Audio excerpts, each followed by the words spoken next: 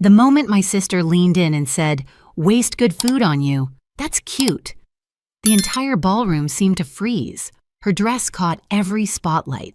My table didn't even get water or a place card, just a reminder of exactly where I ranked in this family. My parents didn't defend me. My dad even muttered that maybe I should go. So I did.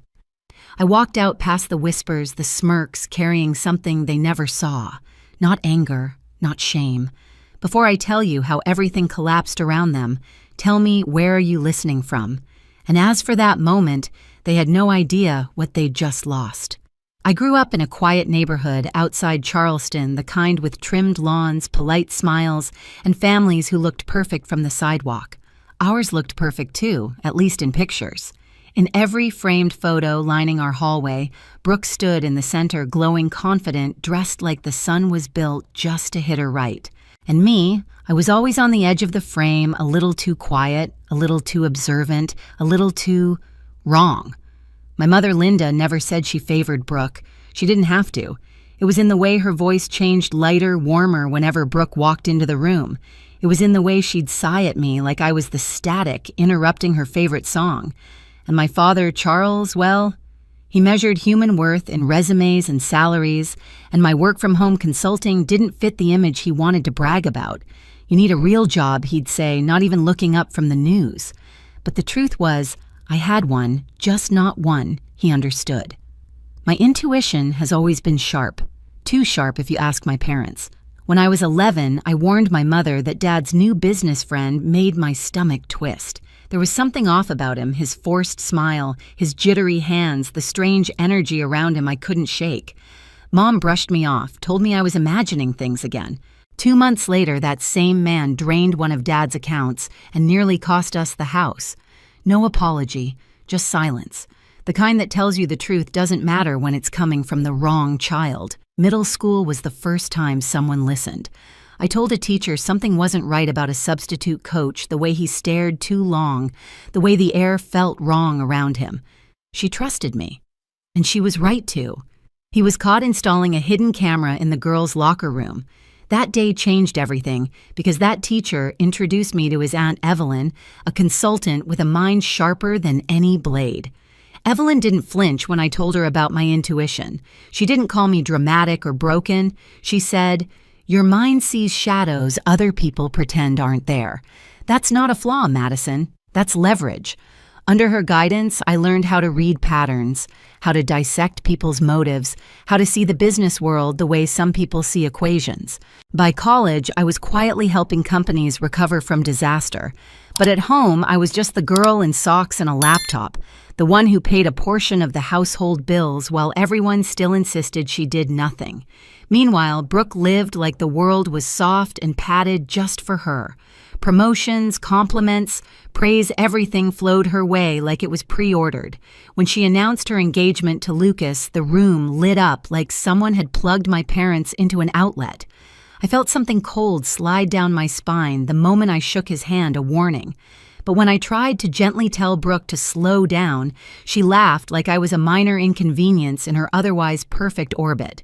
And that was the beginning of everything that would eventually lead to that ballroom, that table with no water, and the sentence that sliced through me like glass. I wish I could tell you I was surprised by what came next, by the way things shifted after Brooke announced her engagement. But the truth is, the undercurrent had been there long before the ring. It showed up in small moments, the kind you almost miss if you're not paying attention. But I always pay attention. It's the one thing I've never been able to turn off. Lucas entered our family like someone stepping onto a stage he already believed he owned. He shook hands too firmly, smiled too widely, and spoke in polished phrases that sounded memorized. Most people saw confidence. I saw something hollow, like a drum stretched too tight. When he looked at Brooke, the warmth in his expression didn't quite reach his eyes. And when he looked at me, he didn't look long at all, like I was a detail he didn't want to acknowledge. At the engagement dinner, I caught him scanning the room the way men scan price tags. Brooke clung to his arm, laughing too loudly at jokes he barely finished. My parents watched them like they were witnessing royalty.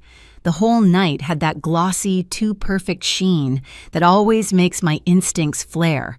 I tried to ignore it until the moment Lucas pulled Brooke aside near the kitchen door. They whispered sharply, Brooke pretending to smile, Lucas gripping her arm a little too tightly. When they walked back, Brooke's lipstick was smudged at the edge and Lucas's jaw looked clenched. Nobody else noticed. They never noticed the cracks until the whole thing breaks. 2 days later, the group email went out. It was supposedly a wedding reminder, but anyone with a pulse could read the real message. Limited seating, no +1s unless approved in advance. Please be mindful, no freeloaders. It didn't even pretend to be subtle. And because I was the only one attending alone, everyone knew exactly who the line was for. I stared at the screen for a long moment, then closed my laptop. No reply, no reaction. That always throws people off when the quiet one doesn't take the bait. My mother, however, couldn't leave it alone. You won't cause issues at the wedding, right? She asked over dinner a few nights later, not looking at me spooning potatoes onto Brooke's plate instead. What kind of issues? I asked. You know how you get, she murmured, waving her hand like she was dismissing a fly. How I get, as if sensing danger were a flaw, as if being right too many times made people uncomfortable. Then came the fitting appointment. Brooke wanted family bonding, which was her code for an audience. She twirled in a mermaid gown while Mom teared up, and I stood off to the side holding a box of abandoned pins. Lucas arrived halfway through, checked the price tag on the dress before kissing Brooke's forehead. My father laughed, thinking it was harmless. I saw the calculation in his eyes. When Brooke asked me what I thought of the dress, I told her the truth. It's beautiful, I said. She narrowed her eyes. You said that too fast. There are moments you can feel the ground shifting beneath you, warning you that something bigger is coming. This was one of them. By the week of the wedding, the energy in the house was thick enough to choke on. Mom barked orders, Dad double-checked seating charts he didn't create, and Brooke floated through it all like a glitter-covered storm. Every time Lucas opened his mouth, my skin crawled. Every time Brooke brushed me off, something inside me coiled tighter. The morning we left for the venue in Savannah, I felt that same cold sensation I'd felt when I first met Lucas, like someone had left a window open in my ribcage. But I said nothing. I watched the highway roll past, watched Brooke scroll through messages, watched my parents pretend everything was perfect. They didn't know it yet, but the story they'd built, the golden daughter, the silent sister, the perfect match, was already starting to crack. And none of them were ready for what those cracks would expose. The wedding venue sat on a stretch of coastal hotel property outside Savannah, the kind of place that exists mainly for photo albums, white stone glass railings, rose arrangements that smelled expensive. People kept saying the weather was perfect, but to me the air felt too still, like the moment before a storm hits. I arrived earlier than the rest of my family, partly because I wanted to avoid the chaos, partly because I needed a moment alone. The lobby was buzzing with guests in pastel dresses and tailored suits, everyone talking about Brooke like she was the main character in their weekend. They barely glanced at me, and honestly, I preferred it that way. When my parents walked in, they gave me a quick nod before rushing to help Brooke with last-minute touches. I stayed back, leaning against a cool marble pillar, as Brooke swept through the lobby with Lucas behind her. She looked stunning, not just in the physical sense, but in the way someone looks when the entire world has convinced them they're untouchable. Lucas glanced at me once, and for a split second, our eyes locked. The expression on his face wasn't annoyance. It wasn't smugness either. It was awareness, like he recognized me as a threat he didn't understand. He immediately looked away. I should have said something. I should have warned Brooke again. But what do you tell someone who's already decided she doesn't need you? At the rehearsal, walkthrough, the first real cracks showed. Brooke snapped at a coordinator because the aisle candles weren't symmetrical enough. Lucas blamed a groomsman for messing up timing when he was the one who entered late. My parents stood by them, both smiling thinly, too, invested in the image to see the reality wobbling under their feet. While everyone rehearsed, I wandered toward the reception hall. Most of the tables were already set gold plates, crystal glasses, towering centerpieces.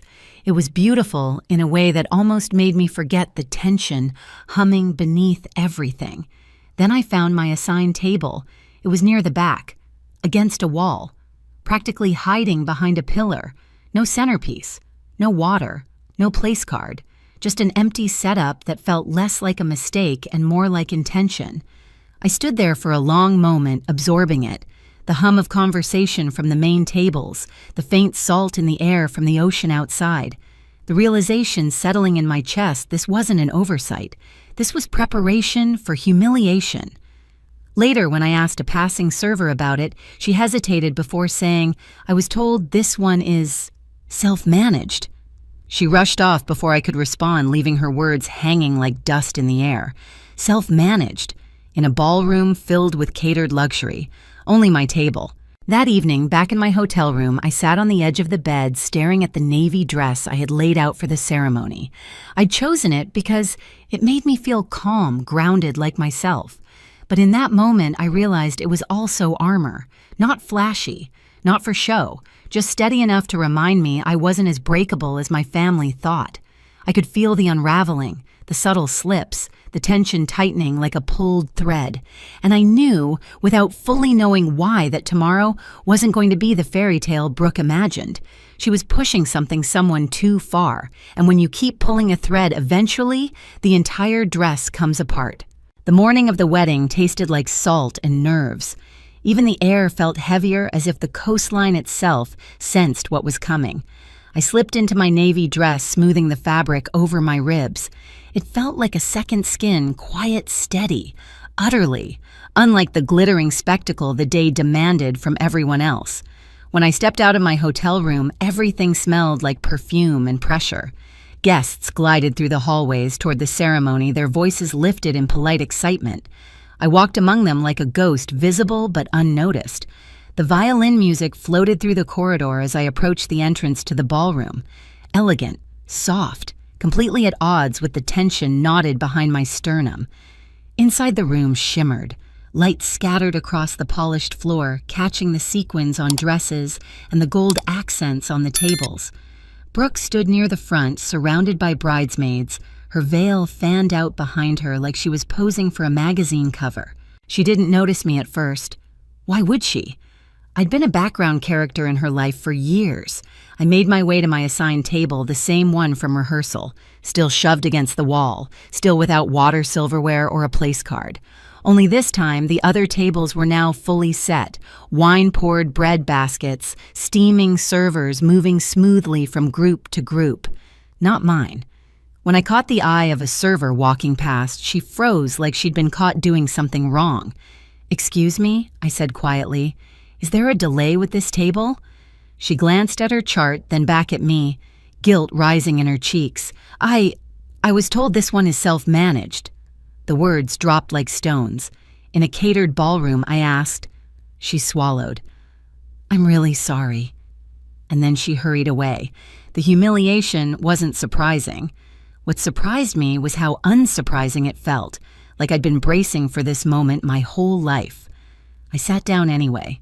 The ceremony itself was a blur of white fabric vows that sounded like carefully curated Instagram captions, and Brooke smiling like she'd won something.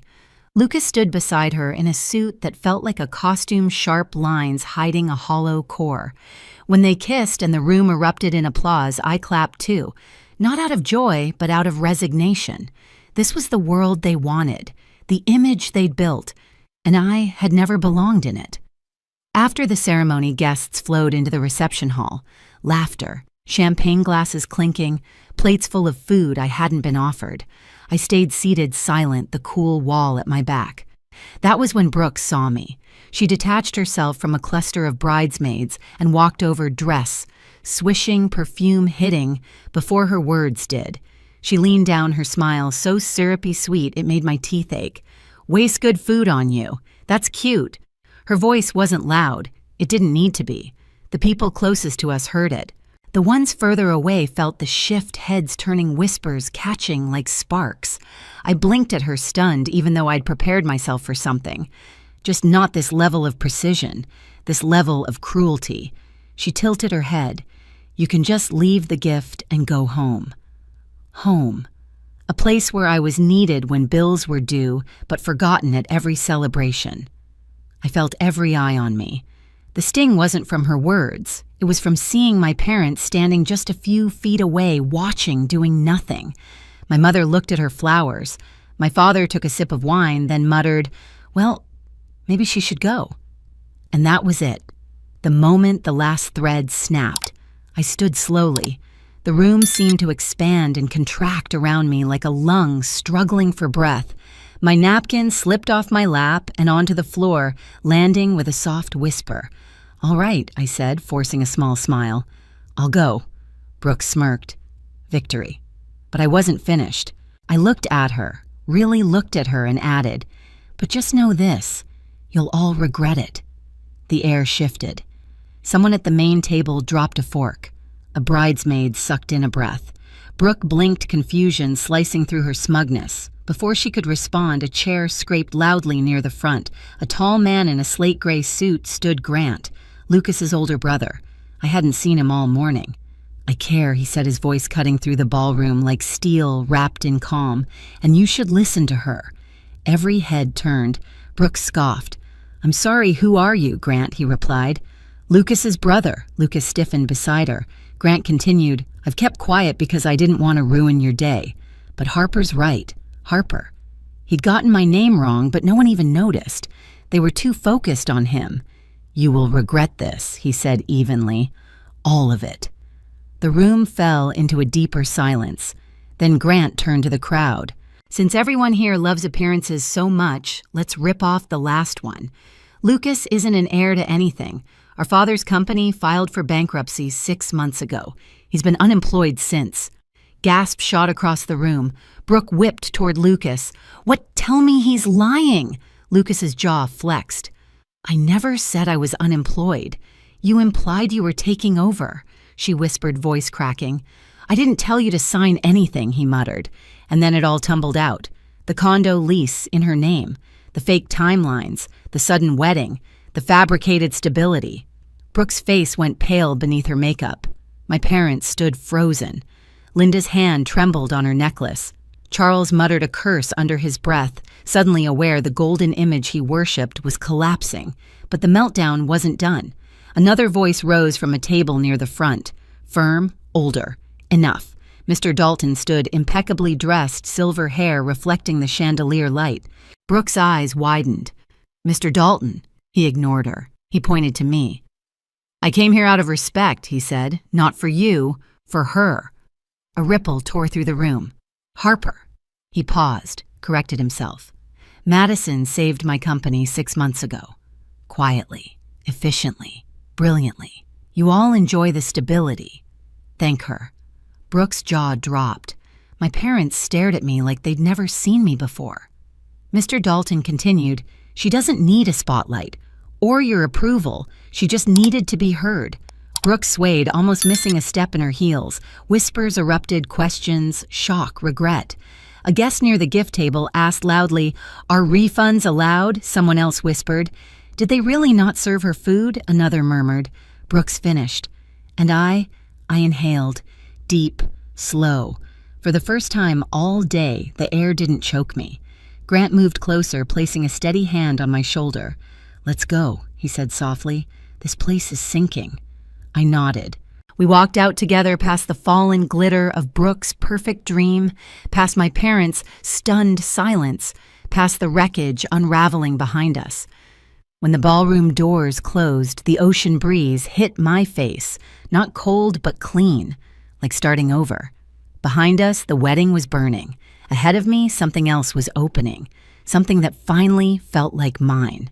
The fallout hit faster than any of us expected. By Monday morning, clips from the wedding were circulating online shaky phone videos of Brooke's meltdown, Grant's calm revelation, Mr. Dalton calling my name in front of 200 stunned guests. People love a polished disaster, and this one practically gift-wrapped itself for the internet. Lucas disappeared blocked. Brooke blocked Grant, blocked half the wedding party. He slipped out of the city before anyone could demand answers. The condo, Brooke signed for non-refundable. Payments stacked up like quicksand. Then the ripple spread to my parents. Without the money, I'd quietly been covering utilities repairs, even some of their overdue bills, their perfect facade cracked wide open. They rented out the guest room. Charles picked up part-time work. Linda started selling antiques online, pretending it was a hobby. They didn't call to apologize. They only called to ask if I could help Brooke through a hard time. I didn't take the call. Meanwhile, my world finally expanded instead of shrinking.